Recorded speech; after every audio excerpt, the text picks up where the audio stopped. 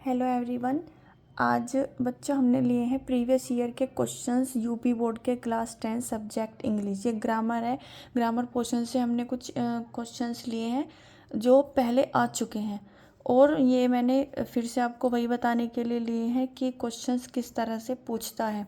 जैसे देखो, change into, पहला क्वेश्चन है हमारा, चेंज इनटू नेगेटिव सेंटेंस। हमें एक सेंटेंस दे दिया है और कहा है कि इसको नेगेटिव सेंटेंस में हमको चेंज करना है। तो नेगेटिव मतलब क्या, जिसमें नहीं में बात होगी, नो, नोट, ये लगेगा। तो सबसे पहले देखो, यहाँ से आपको ये भी पता चलेगा कि टेंस आने बेहद ज़रूरी हैं। टेंस का रोल बहुत बहुत बहुत इम्पोर्टेंट है। टेंस आने ज़रूरी हैं आपको। आप इसको कन्वर्ट तभी कर पाओगे जब आपको टेंस आएंगे। टेंस के बिना आप अगर आपको टेंस की नॉलेज नहीं है, टेंस क्लियर नहीं है, तो आप इसको नहीं कर पाओगे। देखो, ही नोज द आंसर। अब हमें इसे ये तो पता चल गया नेगेटिव में कन्वर्ट करना है, नोट तो लगेगा, लेकिन लगेगा कैसे? सबसे पहले देखो, सबसे पहले टेंस पहचानो। ये अफर्मेटिव सेंटेंस है, हमें इसको नेगेटिव में चेंज करना है। ही क्या है? इसमें सब्जेक्ट है। नोज क्या है? इसमें मेन वर्ब है, और द आंसर ये हो गया हमारा ऑब्जेक्ट। अब देखो, नोज एस या ई एस, ठीक है, एस या नो की एस या एस फॉर्म लगी हुई है, तो इसका मतलब ये क्या है? ये क्या है हमारा? Simple present. Because simple present का ही ये फॉर्मूला होता था, सब्जेक्ट प्लस मेन वर्ब के साथ एस या एस और प्लस ऑब्जेक्ट। इतनी पहचान हो गई। अब सिंपल प्रेजेंट के ही नेगेटिव में हमें इसको कन्वर्ट करना है। सिंपल प्रेजेंट के नेगेटिव में ही इसको हमें कन्वर्ट करना है। जैसे मैंने लिखा, ही डज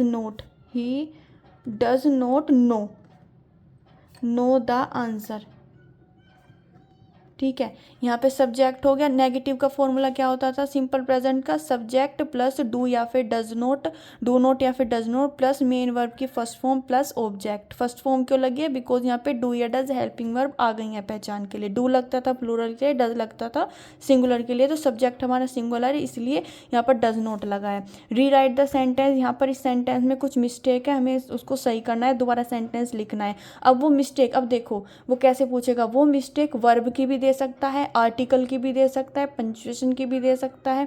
इस तरह से वो पूछेगा। जैसे सीबीएसई बोर्ड में एरर करेक्शन आती है, तो एरर करेक्शन में आर्टिकल की भी मिस्टेक हो जाती है, स्पेलिंग की भी दे देता है, टेंस की भी दे देता है।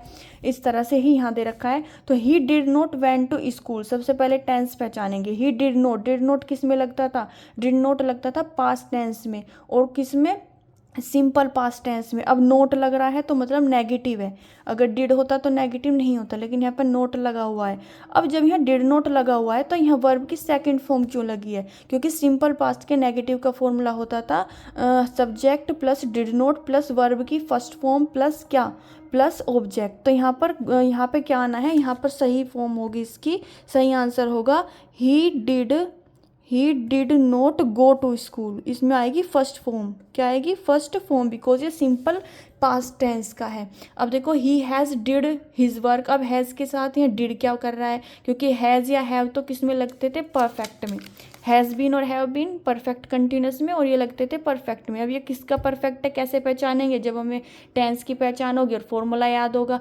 तो यहाँ पे हैज़ या हैव किस में लगती थी? प्रेजेंट में लगती थी, यानी ये है प्रेजेंट परफेक्ट का। अब हम उसके फॉर्मूले को याद करेंगे। क्या फॉर्मूला होता था प्रेजेंट परफेक्ट का? होता था सब्जेक्ट प्लस हैज़ या फिर हैव, और प्लस क्या? वर्ब की थर्ड फॉर्म प्लस ऑब्जेक्ट, ठीक है। तो यहाँ पर क्या आना है? ही हैज़ डिड नहीं आएगा, इसमें क्या आएगा? Do does done. तो यहाँ पे आएगा he has done his work. वह अपना काम पूरा कर चुका है। अब देखो, use the following words in sentence. इस तरह से भी क्वेश्चन दे सकता है कि आपको कुछ वर्ड्स दे दिए और आपको इनको, जैसे हिंदी में देते हैं ना, वाक्य में प्रयोग करो। वर्ड्स दे दिया, जैसे कि इसने दे दिया ब्रेव है, ऑनेस्ट है और यूजफुल है, 3 वर्ड दे दिया। अब इसको लेके आपको सेंटेंस बनाना है कि सेंटेंस के अंदर आने चाहिए। जैसे मैंने ब्रेव को लेकर लिख दिया कि बी ब्रेव, ये है be brave and speak truth, कुछ ऐसा लिख दिया। तो यहाँ पर मैंने एक सेंटेंस लिख दिया, तो इसमें वाक्य में प्रयोग हो गया, ये आ गया। ऐसे ऑनेस्ट को लेकर आप बना सकते हो, ऐसे यूजफुल को लेकर बना सकते हो। तो इस तरह से ये वर्ड उस सेंटेंस में आने चाहिए, इस तरह से आपको दे देगा।